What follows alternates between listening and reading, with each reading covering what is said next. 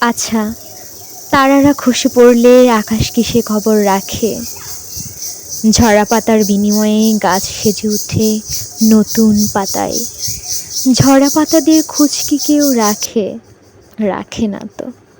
আমাদের জীবনে এমন কিছু মুহূর্ত থাকে, তাই না? অনেক বেশি ভিড়ের মাঝে কোলাহলেও নিজেকে বড্ড নিঃসঙ্গ লাগে, বড্ড একাকিত্ব ফিল হয়।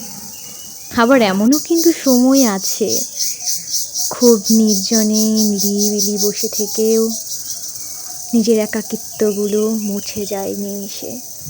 মনে হয় এই তো আমার আমিত্ব নিয়ে আমি তো বেশ আছি। জীবনে পাওয়া না পাওয়ার হিসেবে বড্ড কঠিন হয়ে যাচ্ছে, তাই না? আসলে মানুষের মন বলতে এখন আর কিছুই নেই। প্রাপ্তির আশায় আশায় মানুষের সুখী জীবনটা কেমন বড্ড রংচংহীন হয়ে যাচ্ছে। সবটাই কেমন মোহ।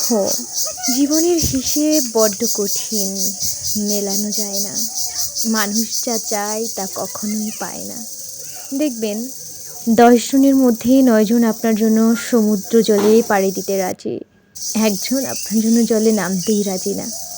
সেই একজনের জন্যই আপনি মরে যাবেন। ফাঁকা ফাঁকা লাগবে বুকের ভেতর, হতাশা লাগবে, মনে হবে এই পৃথিবীতে আপনাকে কেউ ভালোবাসে না। কিন্তু ভালোবাসা ছিল। আজ এই নির্জনে বসে কত কিছুই না ভাবলাম। আসলে মানুষ মূলত একাই, নিজের ভালো থাকার তাগিদে শুধু এ পথ ও পথ, এ মানুষ সে মানুষ ঘুরে বেড়ায়। ভালো থাকাটা মূলত নিজের উপরেই নির্ভর করে। এখানে বসেছিলাম প্রায় 3-4 ঘন্টা।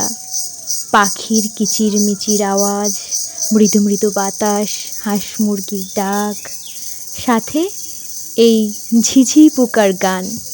কি সুন্দর, তাই না? এই শান্ত সুন্দর শুদ্ধ পরিবেশে কারো মন খারাপ হয়ে থাকতে পারে বলেন তো? একাকিত্ব ফিল হতে পারে? কখনোই না। আসলে নিজের সাথে নিজেকে সময় দেওয়াটা বড্ড বেশি দরকার। এত সুন্দর পরিবেশে বসে থাকলে মন সতেজ হয়, একাকিত্ব কেটে যায়। আমারও সেরকমটাই হয়েছে। এই বিষণ্ণ বিষাক্ত পৃথিবীতে যেন একটু শান্তির ছোঁয়া। আহা!